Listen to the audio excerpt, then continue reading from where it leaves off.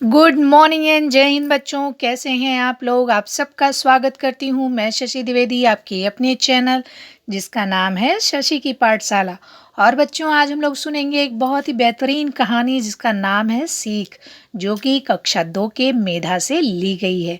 तो चलो बच्चों, सुनते हैं इस कहानी को। बच्चों, ये महात्मा बुद्ध के जीवन की एक घटना है जिसको कहानी में दर्शाया गया है। तो चलो बच्चों, देखते हैं इस कहानी से हम क्या शिक्षा प्राप्त करते हैं।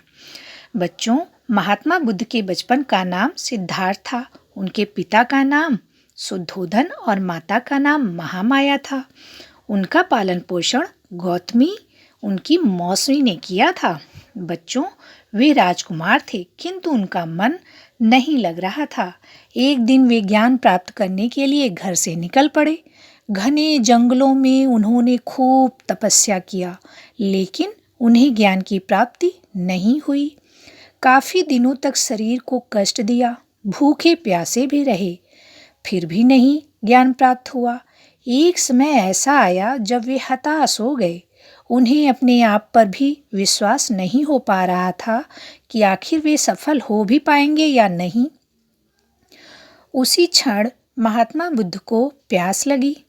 वे उठकर एक झील के समीप पहुंचे। वहां उनकी दृष्टि एक गिलहरी पर पड़ी। वह गिलहरी बार बार झील में डुबकी लगाती और बाहर आकर रेत में लेटती, पुनः झील में डुबकी लगाने दौड़ पड़ती। यह देखकर महात्मा बुद्ध को बहुत आश्चर्य हुआ। उन्होंने गिलहरी के पास जाकर उससे पूछा, नन्ही गिलहरी, तुम ये क्या कर रही हो? गिलहरी बोली, इस झील ने मेरे 2 बच्चों को खा लिया है, इसलिए मैं इस झील को सुखा रही हूँ।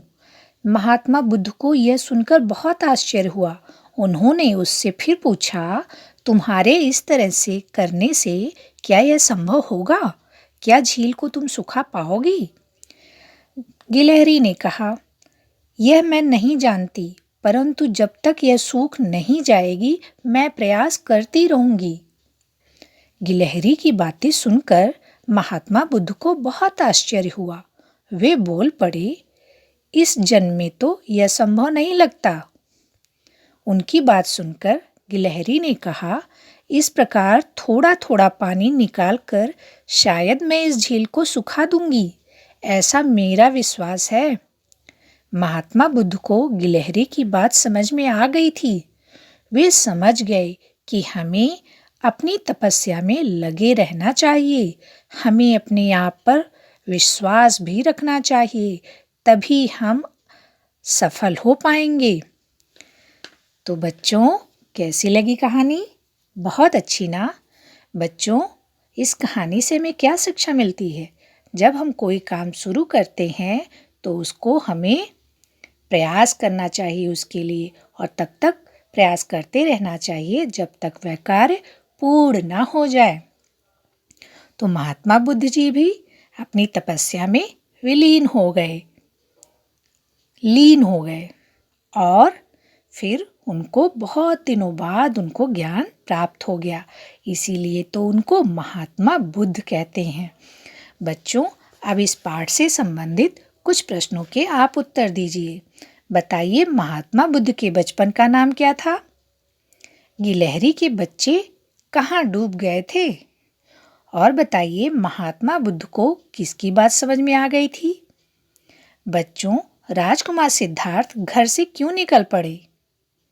बच्चों, आप बताइए, प्यास लगने पर महात्मा बुद्ध ने क्या किया? और सोच कर ये बताइए कि गिलहरी क्या कर रही थी? और बताइए, आप गिलहरी से क्या शिक्षा प्राप्त कर सकते हैं? और इस कहानी से भी आपको कैसी शिक्षा मिलती है? बच्चों, क्या हमें अपने आप पर विश्वास रखना चाहिए? और बताइए, गिलहरी ने जो किया उससे आप कुछ सीखना चाहेंगे? तो बच्चों, आप सब लोग सोचिए और कमेंट करके बताइए कि इस कहानी से आपको क्या शिक्षा मिलती है, और इन प्रश्नों के उत्तर भी। फिर मिलेंगे बच्चों हम लोग एक नई कहानी के साथ या कविता के साथ। बाय बाय बच्चों, थैंक यू।